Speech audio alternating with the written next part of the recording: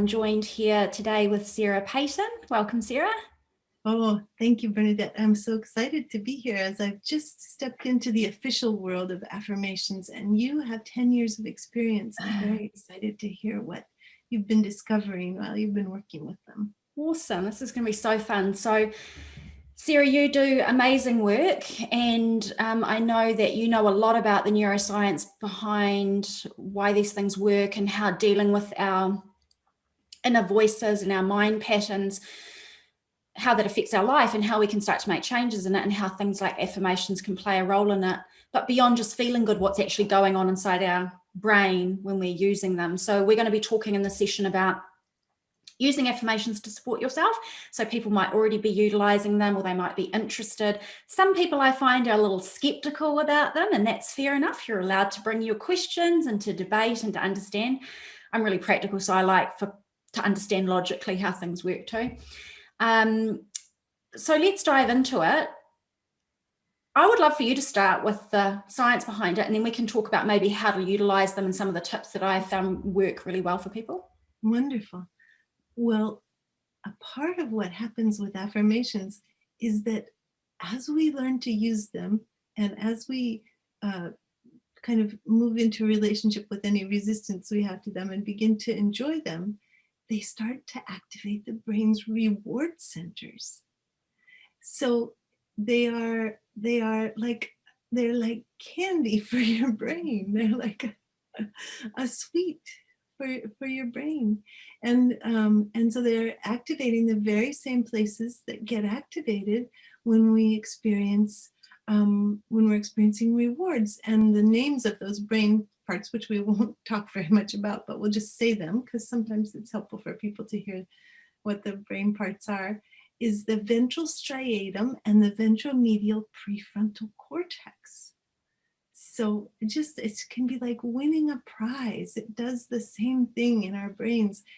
And I think it's part of this experience of the turning toward the self with warmth, because that is what affirmations do. Bernadette, what's it been like to work with them so deeply for these years? What have you discovered? Well, I stumbled upon doing affirmations actually. So I've used them for myself, and I stumbled upon making them, and I made one back in 2013. I made one audio, and it's been viewed 1.6 million times on YouTube now. And go figure, I made this audio and people love it. And people were listening to it, and I suggested, listen for 30 days. And people were contacting me saying, my life has changed. I've healed my relationship with my body. I've quit smoking. I got the job I wanted, all these amazing things. And it really is, to me, is like an injection of warmth, love, compassion, empathy, possibility, and hope that we are constantly longing for and needing every day when we are bombarded with our own inner criticism, our own inner limiting beliefs, other people's challenges and issues that are going on in our relationships, as well as the constant bombardment of messaging around us that is very toxic and negative, that you may not be directly absorbing, but that you're noticing in the news media and advertising. You should look like this, you should have this. None of it leaves us feeling good. And so I feel like we put ourselves in a bubble or a cocoon where we can strengthen the types of things that we're ruminating on. We're elevating the types of things that we're feeding on inside our mind. And what I came to realize through decades of anxiety was that if you don't feed your mind something better, your mind's just going to ruminate on what anybody else is feeding it, or what is naturally running like a tape from your upbringing, from your own experiences. And for most people, that is not a good quality diet for your mind to be feeding on. Right. So you're using beautiful, simple words to talk about the default mode network, the automatic voice of the brain. Yes, so I don't have this background that you've got, and I talk about it from a lay person's point of view. So I think it's a really nice conversation for us to be able to bring to people in both our communities about there's a science behind this, and then there is a lay person's experience of it, and they really do overlap. And I think it's really important to say, and I say it all the time, that affirmations, whether you're using other people's, whether they're transcripts, audios, whether you create your own, are not a complete solution for healing certain things in your life, including trauma, but they play a really important part in the overall process. And so where people haven't had joy with them, or they don't work for me, it's likely because you very reasonably need something different for your healing. But they can play a really important part in it. And I think for many people, they become soul filling on a daily basis. Now, So, do you recommend that people write their own affirmations? oh, good question. Yes. So the reason I make a lot of audios and I make a lot of transcripts for people is because it makes it easy for people to get in and get access and get started. And I realize that while it is better to make your own, and I'll talk about that in a second, there are many people whose blocks will just prevent them from doing that. Time, don't think they're capable of it, and it's just too big a risk that those people miss out. Yes. So by taking a pre-made audio or set of resources with affirmations, it can start to create quick wins for people. Though what I noticed is that if you have a certain tape running in your mind, so I used to have certain things going on in my mind that would drive anxiety, and I have had anxiety for as long as I could remember. Like 4 years old, I felt anxious, and have now healed that. And I used to wake in the morning with anxious thoughts, and now I wake up and I bless myself, I bless my family, I give thanks, I say I'm strong, I feel like all these automatic thoughts. But that's only because I've been using tools like affirmations for so long that it's now my default mode network. So you made this tape in 2013? Yeah, so the first one, so I've got about 45 different audios, and the first one I made, I filled with everything that I pretty much needed to hear. Yes. And turns out it's pretty much what most people need to hear. And I was listening to those audios, but what I realized was, and how I ended up running programs and coaching people, is that people needed personalized affirmations. But you yourself, this is very cool, because this is about neuroplasticity. This is about how the brain changes, and also about, it's hard for humans to think 8 years, 10 years into the future to say, I should be doing affirmations today because it's really going to be good in 8 years. But it's true.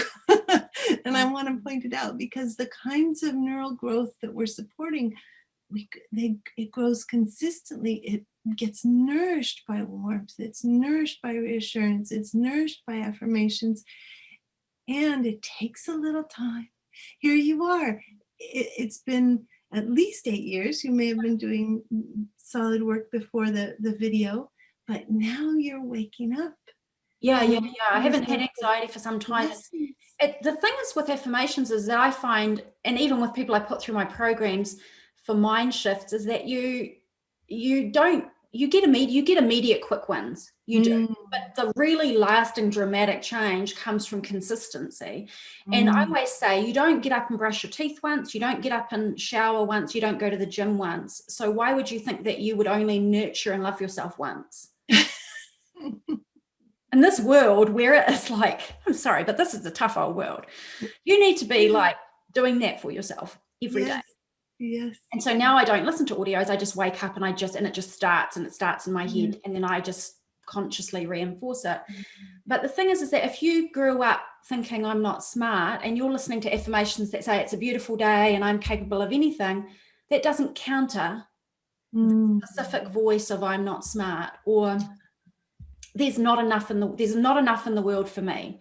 There's not enough money in the world for me, or I'm going to end up whatever. These fearful, anxious beliefs and thoughts that we run, that we may have been running for a long time through the way that we've been raised, or the experiences we've had, things we've been exposed to, that start to run like our truth and reality. If we're listening to generalized affirmations someone else come up with, but it doesn't directly counter the specific voice in our mind that keeps playing, what I find is people get some results and they're feeling warm and fulfilled, but this voice doesn't get nurtured in a new direction because it's not a specific match. So when we look at what are our beliefs and thoughts that don't serve us, and we're able to produce a new paradigm, and affirmations is one of them, to counter that, it's like a direct healing energy. What would be an example of one of these directly matched Yeah, perfect. affirmation Perfect. responses. I always say for the individual person, it's intuitively what that person knows they need. So the best thing to say Mm, is what do I really want to believe in here? What would I mm, really want someone to tell me? What would I really love for my mind to be saying to me instead? And most people will immediately say, I just wish that I could know that I'm good enough, or I just wish mm, that I could feel like everything is going to be okay, or I just mm, want to know that I'm safe and protected, or mm, I just want to know that I'm lovable. And mm, so rather than making it, you can make it formulaic, and I can give an example of that, but by actually asking, like putting your hand on your heart and breathing deep into your belly and closing your eyes and saying, what do I really want to believe and feel and hear? What is it that I feel like I'm missing that I would love to engage with? Often our intuition will tell us, but a mm, really crude and formulaic way is flip the statement. mm, If you're saying I'm not smart, you say I am smart and capable and I have common sense and I'm brilliant in many, many unique ways. Or mm, there's not enough, there is enough, and I always have more than enough. I have enough air, I have a roof over my head, I have clothes on my back, I have food on my table. Or, you know, I'm never going to get the job I want. There are jobs in the world for everyone. My unique job and opportunities are out there. I am patient and trusting. I am open and willing. I'm receptive. Life is supporting me. So there's lots of mm, different ways we can do it, but the crude way is just to flip the statement. And we mm, always want to be saying to ourselves, ideally, statements in the present tense as it's mhm, fact and truth. So I am, not I will someday, or I hope, or it's a real embodiment of the statement now, and always mm, positive to bring that warmth and sense of healing that we need in the present moment.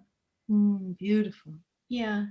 Yeah. So I find that listening to affirmations, if people are making their own, like if you were to say, what do I need to hear? And you want to make your own, you can make your own on your smartphone. You can press Mhm, record and make your own set of affirmations. I find that putting music with it is great, because if you put music, it's a very heart opening, inspiring, empowering music. Most people can say there's music that makes me feel that way. It opens you up to be so receptive. So I mm, often suggest people put some music with it. And I always listen first thing in the morning before that anxious, stressful, fearful, negative inner dialogue starts to get real momentum, so that you can enter your day in the energy you want to then infuse into your day. And then I always say, listen again before you go to sleep, so that you don't go to sleep transitioning into a deeper brainwave filled with all of the negative stuff from your day. yeah, yeah.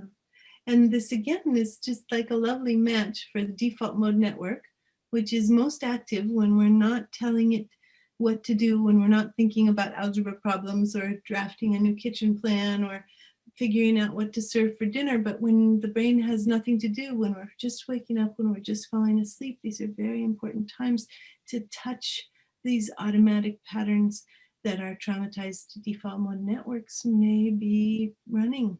Beautiful. That's so Yeah. true, right? And that is when people are feeling that's what's the spaciousness. You're left with the space and there's nothing distracting you. And then this pattern just becomes very obvious. So, Mhm. you know, I only do this because I know that this worked for me, and Yeah. it's not the only thing that I do to support myself with these things or for clients, but it's a really important one. It's a really easy one, I think.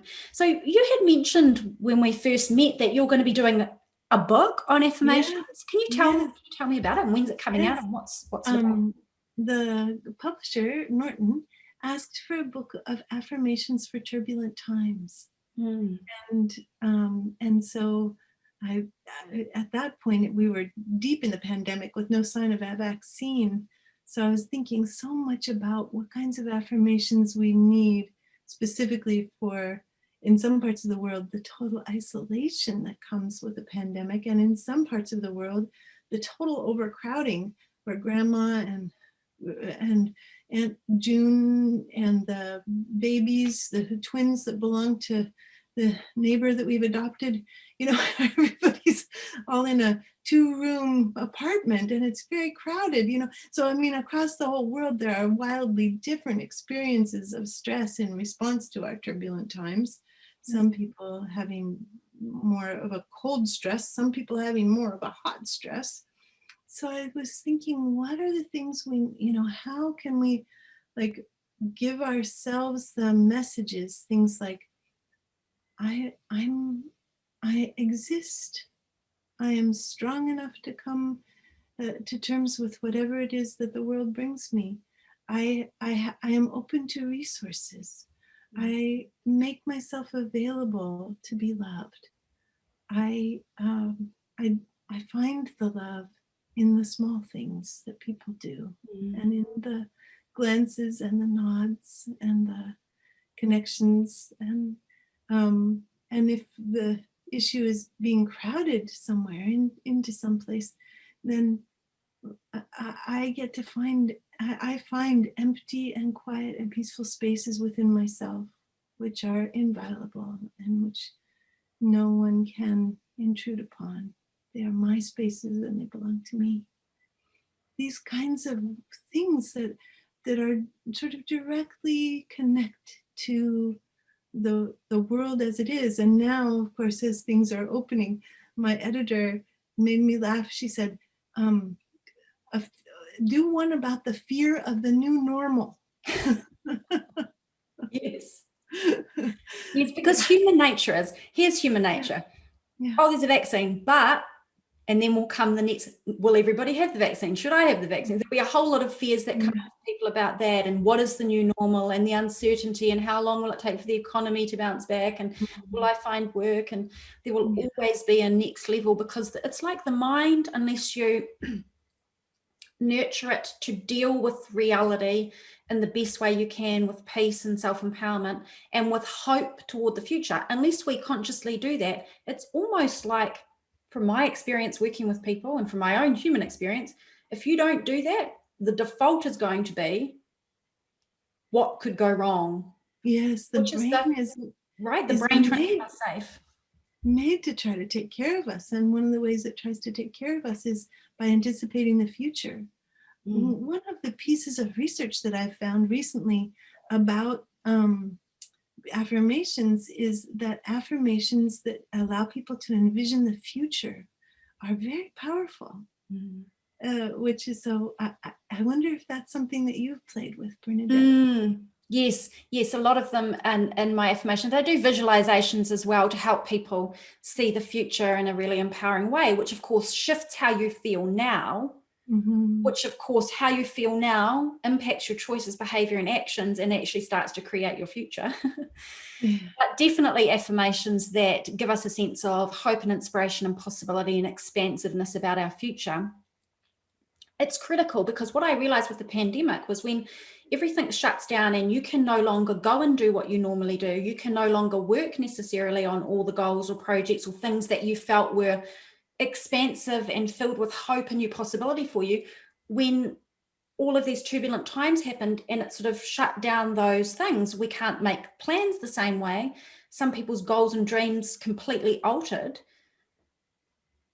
We are just not designed to operate inside a box with no hope and possibility. Human beings are so evolutionary and expansive. We need hope, inspiration, and new possibility. It's like the calling forward of our spirit to be more, experience more, grow more, learn more. And I feel like for a lot of people, what it did was took away the ability to sense that was possible. There's too much uncertainty. We can't go anywhere. We can't do anything. We can't be with. When will I see my family again? For me, when will I see my brother in Colorado? I don't know. Like, I was so upset about that. His children will be grown by the time I see them again. And so rather than going deep into what became very tearful, fill myself with hope and inspiration. I'm looking forward to the day when I can go there again. That day's coming. The children are going to be grown. It's going to be amazing. I can't wait. So you can go one of two ways in life. You can go down the dark hole, or you can open up perspectives of possibility, and you can use affirmations to reinforce those perspectives of possibility.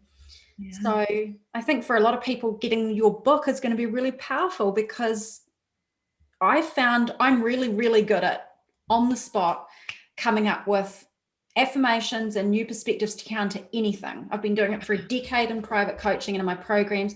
But for a lot of people, it takes practice to kind of get familiar. So having a book, having audios is really, really helpful to start to build your capability of coming up with these new ways of looking at things.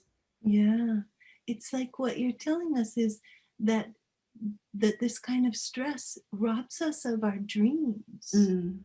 And the affirmation space allows people to step into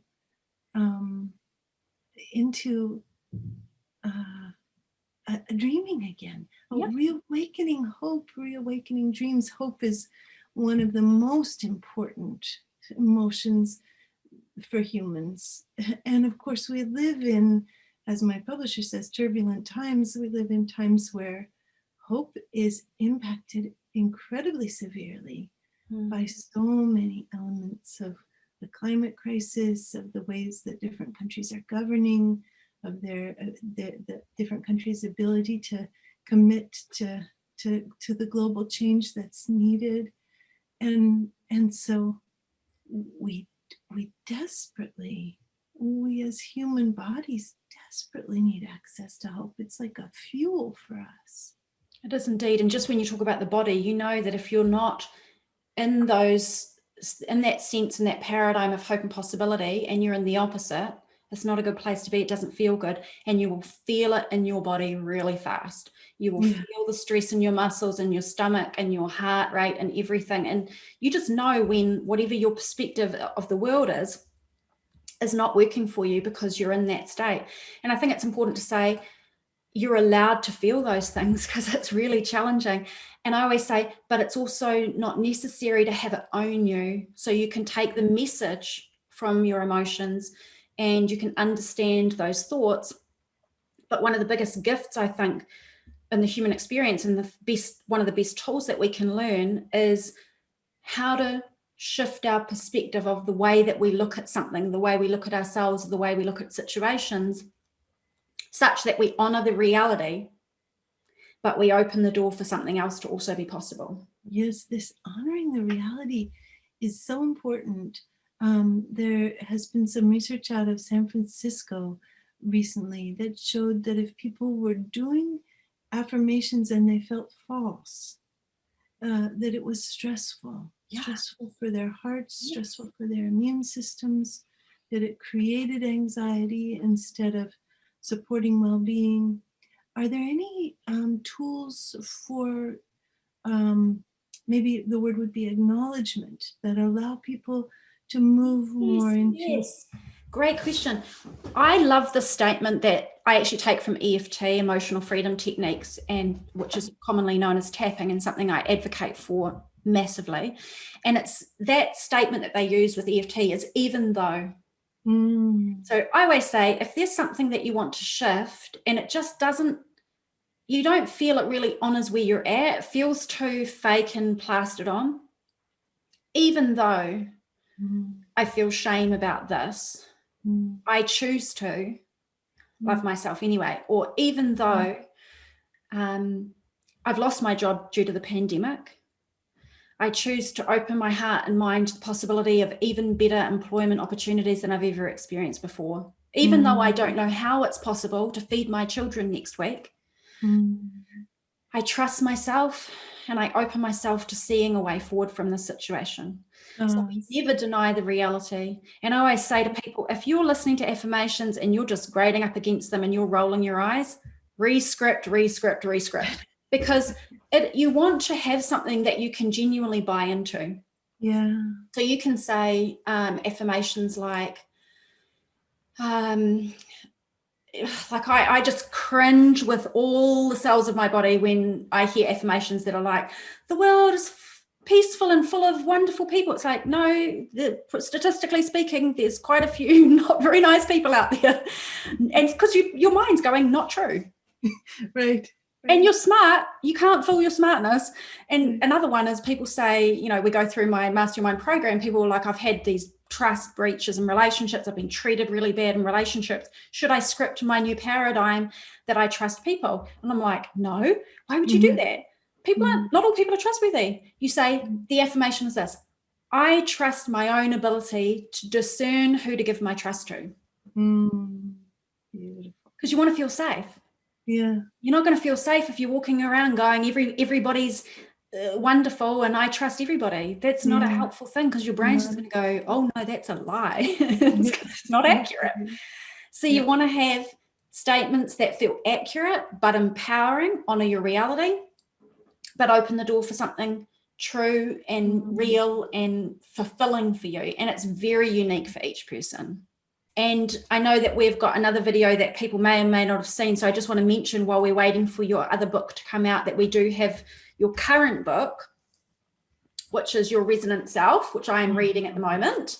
And people can get that on Amazon and other places. But the reason I mention that now in the context of affirmations is many people use affirmations to address their inner criticism. And your book, Your Resonant Self, really directly pinpoints the inner critic challenge.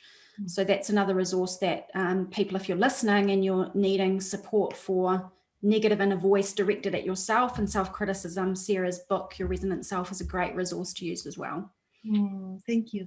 And Bernadette, for my audience, tell my folks where to find your affirmations and where to find yes, you can go to the best place to find them, all of them in one place, is on YouTube. So my YouTube channel, The Daily Positive, and you'll find a playlist of affirmations there.